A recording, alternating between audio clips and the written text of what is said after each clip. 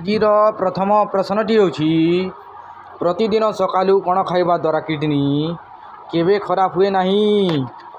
Option A ବେଲପତ୍ର, option B ନିମ୍ବପତ୍ର, option C କଲରା ପତ୍ର, ଅପସନ୍ ଡି ଲେମ୍ବୁ ପତ୍ର।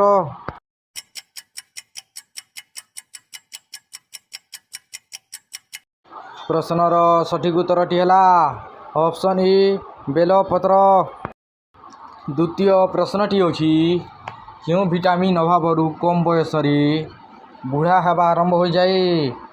Option A vitamin A, option B vitamin B, option C vitamin D, option D vitamin K.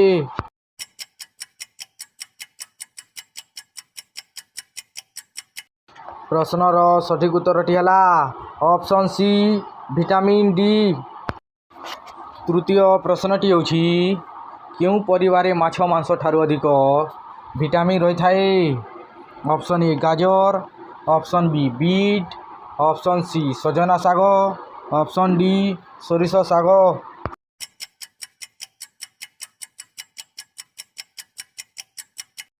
ପ୍ରଶ୍ନର ସଠିକ୍ ଉତ୍ତରଟି ହେଲା ଅପସନ୍ ଡି ସୋରିଷ ଶାଗ। ଚତୁର୍ଥ ପ୍ରଶ୍ନଟି ହେଉଛି ଚିକେନ୍ ଖାଇବା ଦ୍ୱାରା କେଉଁ ରୋଗ ହୁଏ? ଅପସନ୍ ଏ କିଡ଼ନୀ ରୋଗ, ଅପସନ୍ ବି ହାର୍ଟ ରୋଗ, ଅପସନ୍ ସି ପେଟ ଗ୍ୟାସ୍ ରୋଗ, ଅପସନ୍ ଡି ଲିଭର୍ ଜନିତ ରୋଗ।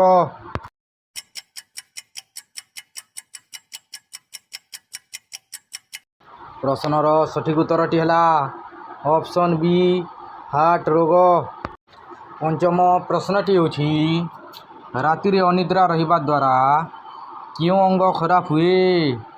Option A kidney, option B ଆଖି, ଅପସନ୍ ସି ନାକ, ଅପସନ୍ ଡି ପେଟ।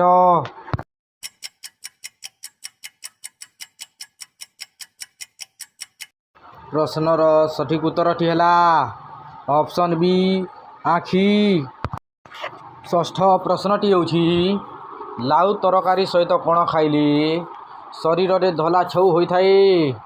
ଅପସନ୍ ଏ ବାଇଗଣ, ଅପସନ୍ ବି କଲରା, ଅପସନ୍ ସି ନିମ୍ବ, ଅପସନ୍ ଡି ପଣସ।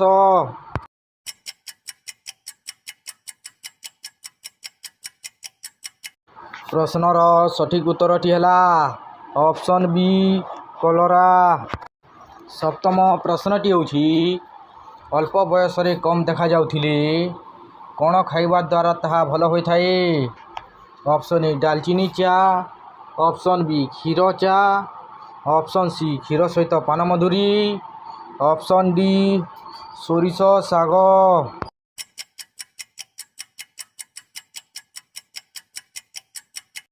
ପ୍ରଶ୍ନର ସଠିକ୍ ଉତ୍ତରଟି ହେଲା ଅପସନ୍ ଏ ଡାଲଚିନି ଚା। ଅଷ୍ଟମ ପ୍ରଶ୍ନଟି ହେଉଛି କେଉଁ ମାଂସ ଖାଇବା ଦ୍ୱାରା ଶରୀରରେ ଅଧିକ ପ୍ରୋଟିନ୍ ମିଳିବା ସହ ଶରୀର ସୁସ୍ଥ ରହେ? ଅପସନ୍ ଏ କୁକୁର ମାଂସ, ଅପସନ୍ ବି ମେଣ୍ଢା ମାଂସ, ଅପସନ୍ ସି ହରିଣ ମାଂସ, ଅପସନ୍ ଡି ଗେଣ୍ଡା ମାଂସ।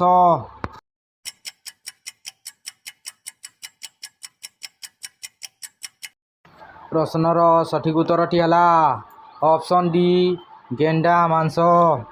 ନବମ ପ୍ରଶ୍ନଟି ହେଉଛି କେଉଁ ଘରୋଇ ଉପଚାର କଲେ ପେଟ ଗ୍ୟାସ୍ ସମସ୍ୟା ଦୂର ହେବା ସହିତ ଶରୀରର ବର୍ଜ୍ୟବସ୍ତୁ ସବୁ ବାହାରିଯାଏ?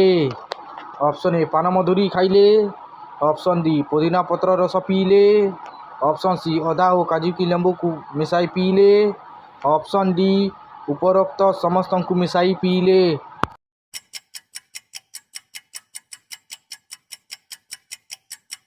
ପ୍ରଶ୍ନର ସଠିକ୍ ଉତ୍ତରଟି ହେଲା ଅପସନ୍ ଡି ଉପରୋକ୍ତ ସମସ୍ତଙ୍କୁ ମିଶାଇ ପିଇଲେ।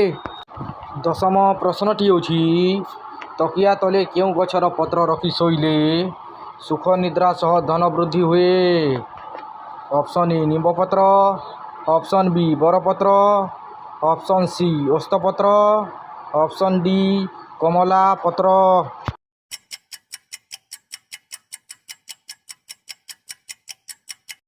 ପ୍ରଶ୍ନର ସଠିକ୍ ଉତ୍ତରଟି ହେଲା ଅପସନ୍ ସି ଓସ୍ତପତ୍ର। ଏହିପରି ନୂଆ ନୂଆ ସାଧାରଣ ଜ୍ଞାନ ଭିଡ଼ିଓ ଦେଖିବା ପାଇଁ ଆମ ଚ୍ୟାନେଲଟିକୁ ସବସ୍କ୍ରାଇବ୍ କରନ୍ତୁ ଓ ଭିଡ଼ିଓ ଭଲ ଲାଗେ ତ ଭିଡ଼ିଓକୁ ଲାଇକ୍ ଗୋଟିଏ ବି କରିଦିଅନ୍ତୁ।